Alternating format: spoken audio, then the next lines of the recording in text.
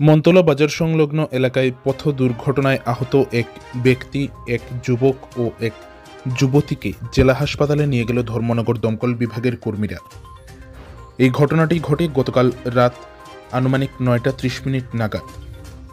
জানা যায়, উত্তর ত্রিপুরা জেলার জেলা সদর ধর্মনগর শহরের মন্তলা বাজার সংলগ্ন এলাকায় ৫৭ বছরের সুজিত দাস নামের এক ব্যক্তি বাজার শেষ করে ওনার বাড়িতে যাচ্ছিলেন।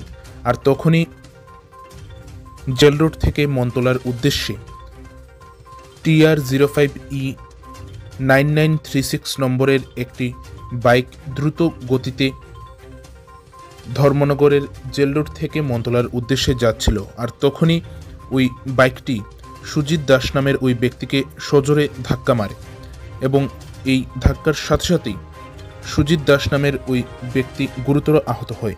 সেই সাথে বাইকে থাকা ২৫ বছরের অভিষেক দাস এবং ১৩ বছরের অঙ্কিতা দাস নামের এক যুবক ও এক যুবতী গুরুতর আহত হয়। পরবর্তীতে এই ঘটনার খবর পেয়ে ঘটনাস্থলে ছুটে যায় ধর্মনগর দমকল বিভাগের কর্মীরা এবং সেখানে গিয়ে আহতদের উদ্ধার করে নিয়ে যায় জেলা হাসপাতালে চিকিৎসার জন্য।